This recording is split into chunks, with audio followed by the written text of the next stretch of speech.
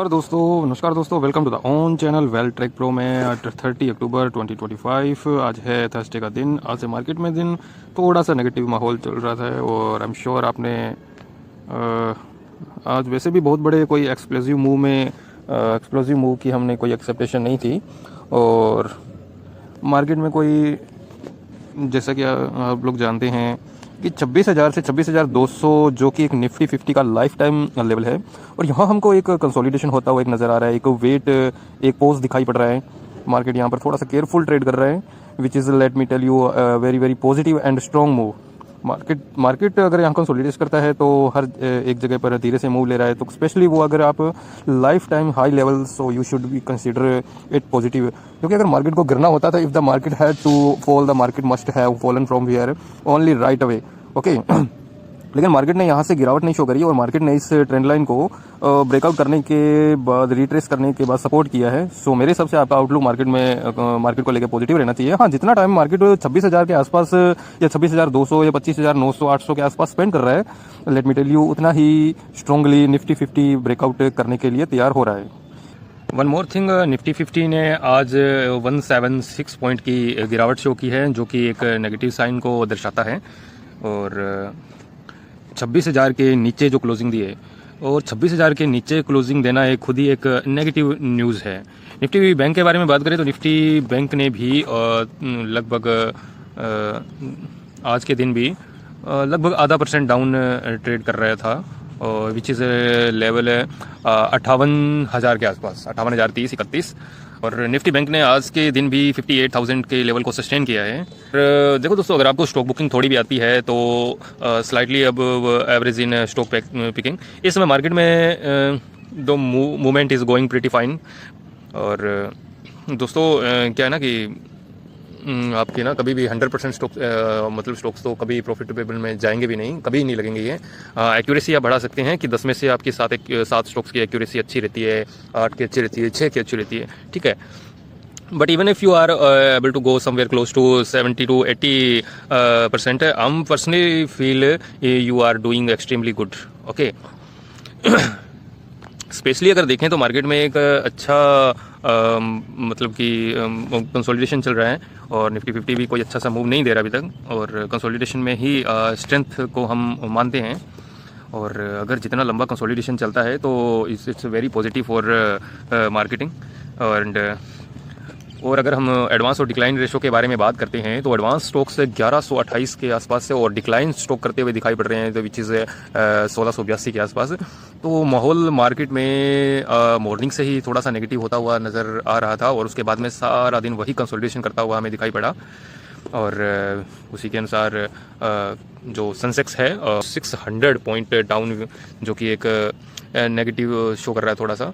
और gift Nifty देखते हैं तो 26,000 वन सेकेंड गाइस है, 2600 से अबाउट ट्रेड कर रहे हैं और ये हमारे लिए पॉजिटिव है। और इसी के साथ इसकी कोई गारंटी नहीं है कि गिफ्ट निफ्टी ट्रेड कर रहा है तो निफ्टी 50 भी इसको क्रॉस करेगा, बट एक प्रीमियम में ट्रेड करना एक पॉजिटिविटी को दर्शाता है। सेगलिटी है दोस्तों, आपको पता होगा, हमने एक शॉर्ट्स भी बनाया था कल इवनिंग रैप में। सेगलिटी 50 रुपये पे ट्रेड कर रहा था, जो कि हमें पॉजिटिव दिखाई पड़ रहा था। हमारे पास इसकी अच्छी खासी क्वांटिटी हम कैरी करके गए थे और आज ये 57-58 के आसपास इसने हाई लगाया है, which is almost 12 to 13% up, और हमने बुक कर लिया था प्रॉफिट इसका। स्टॉक्स लाइक्स कल रिजल्ट आए हैं स्टॉक्स के, कैम्स के, और कैम्स के रिजल्ट के बारे में बात करते हैं तो कल अच्छी खासी गिरावट थी इसके अंदर, ऑलमोस्ट 8% के आसपास, और उसके बाद में अच्छी खासी इसके अंदर रिकवरिंग दिखाई पड़ी है और आज भी स्टॉक 2 से 2.5% ऊपर था। स्टॉक्स के बारे में बात करें तो RailTel corporation of India stocks के जो कल नतीजे आए हैं क्वार्टरली, तो सेल्स में 13% का इजाफा है पिछले साल के मुकाबले, और EBITDA में 19% का इजाफा है और नेट प्रॉफिट में 5% का, जो कि एक ठीक ठाक से रिजल्ट हैं। इतने अच्छे भी नहीं कह सकते, लेकिन ओवरऑल अच्छे हैं, और क्वार्टर ऑन क्वार्टर तो काफ़ी अच्छे रिजल्ट हैं। चलिए इसको हम डिटेल में स्टडी कर लेते हैं। स्टॉक्स कैसा है? स्टॉक रेलवे सेक्टर का टॉप क्वालिटी का स्टॉक ये है RailTel. Market cap almost 12,000 crore का है और करंट मार्केट प्राइस चल रही है इसकी 371 रुपये, और ऑल टाइम हाई 480 का है, और स्टॉक का भी ऑलमोस्ट 37 का चल रहा है, विच इज़ वेरी ठीक ठाक कह सकते हैं, क्योंकि इसका इंडस्ट्री का भी अभी 15 है और 15 से ऊपर ऑलमोस्ट डबल से भी ऊपर चल रहा है ये स्टॉक भी। तो थोड़ा सा कह सकते हैं कि वैल्यूएशन से थोड़ा सा हल्का सा महंगा है, इतना भी नहीं है, क्योंकि और रिटर्न ऑन कैपिटल एम्प्लॉय देखें तो 21% 22% के आसपास है, और रिटर्न ऑन इक्विटी 16-16% आउटस्टैंडिंग। और सेल्स और ग्रोथ देख लेते हैं 3 साल की, जो कि 31 से 32% के हैं, और 5 साल के देखें तो 26% है, which is a very healthy number. And then हम इसकी वैल्यूएशन पे चार्ट देख लेते हैं 5 साल का। ओवरऑल ठीक है, कह सकते हैं कितना महंगा नहीं है स्टॉक, और प्राइस भी काफ़ी अच्छा करेक्शन पे हमें मिल रहा है stock. Company is almost debt free and company is accepted give to good quarterly result.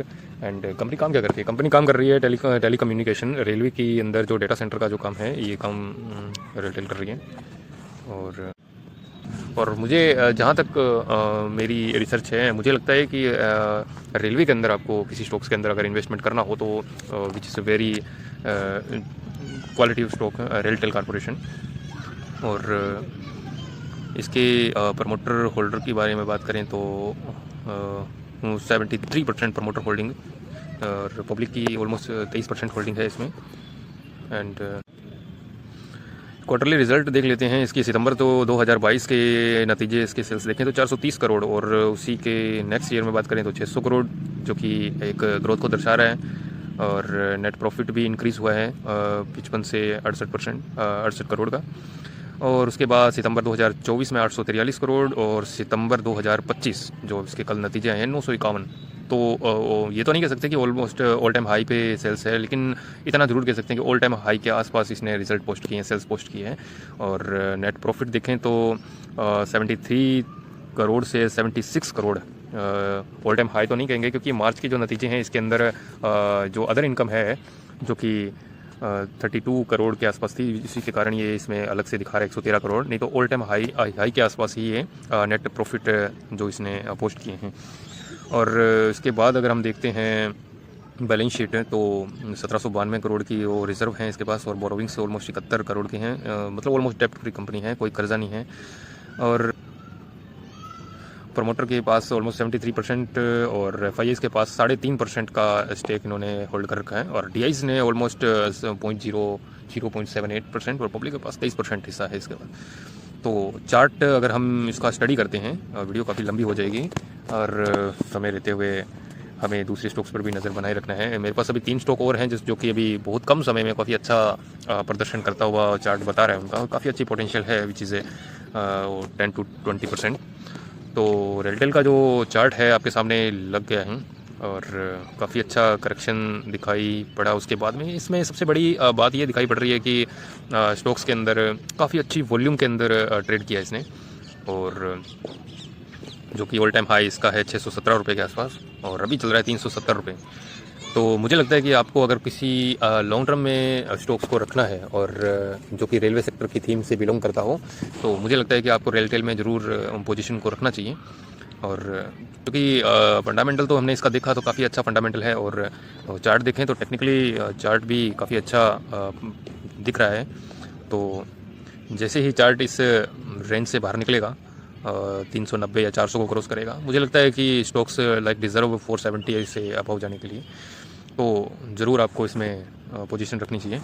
और द नेक्स्ट स्टॉक इज़ मुझे लगता है आपको स्टडी कर लेना चाहिए, विच इज़ HSCL। HSCL के अंदर हमने काफ़ी अच्छी पोजीशन ले रखी है, और काफ़ी अच्छा कंसोलिडेशन दर्शाया है इस स्टॉक्स ने। काफ़ी पेशेंस रखना पड़ता है स्टॉक मार्केट में, स्टॉक मार्केट सारा गेम ही पेशेंस का है। और 486 रुपये के आसपास अभी ये ट्रेड कर रहे हैं, जो कि स्टॉक्स आपको मिल रहा है 27 जनवरी 2025 के प्राइस पे। और पीछे चलते हैं तो अगस्त 19 के आसपास 2024 के आसपास आपको इसी प्राइस पे ट्रेड कर रहा था। तो नंबर्स भी काफ़ी ठीक ठाक आए हैं, इतना नहीं, ऐसा नहीं कह सकते कि नंबर्स अच्छे नहीं आए हैं क्वार्टरली।